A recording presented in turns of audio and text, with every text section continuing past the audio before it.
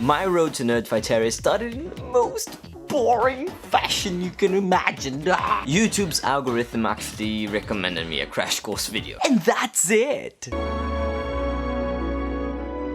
Nah, not true. Or at least just a tiny fraction of the truth. Let me give you some context. By the time YouTube recommended me that crash course video, I had been preparing for almost a year to move from Brazil to Germany. And that's a big decision, so of course I was very anxious. And I was working like a pig. Not only that, but you know, me and a friend of mine, to save some money, we moved to a new place. So this is the map of Rio de Janeiro. And the place that I moved to was more or less, here.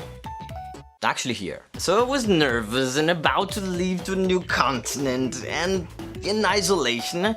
And as a coping mechanism, I started watching a lot of YouTube videos. Mostly educational animations like CGP Grey or Extra Credits or In a Nutshell. I have a company that makes those, so I figured I could use my obsession to learn something. And YouTube kept recommending me Crash Course.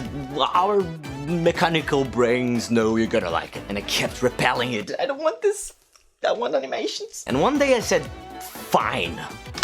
I want to learn about the Mongols. And YouTube was right. I didn't have much free time, but I watched Crash Course when I was exercising, when I was eating, and soon I went to heavier drugs like the Vlogbrothers.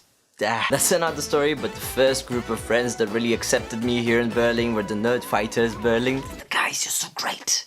I love you so much. And a month ago, I got to the highest point of my Nerdfighter experience. I went to VidCon Europe and I participated in the Vlogbrothers Q&A. I actually had this really red scarf, so I knew I'd be chosen. Wait a sec. I will not look red because I mess up with the colors. And I had the chance to give one of those to Hank Cream. This is a prototype of a card game that I've been making for the past few months. It's called Jury.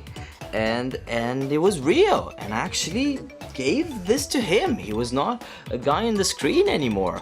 I had the chance to give something that was very personal, very mine. I mean, it even carries a piece of my name. My name is Jorian, by the way. And I gave it to him. I put it in his hand.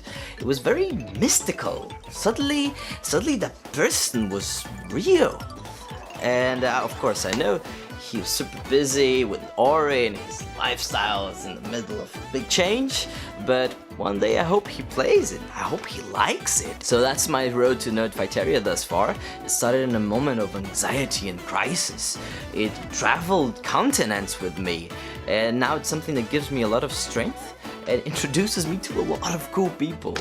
It's such a positive experience in my life. If you want to see some cool stuff that I talked about in this video, link is in the doobly-doo.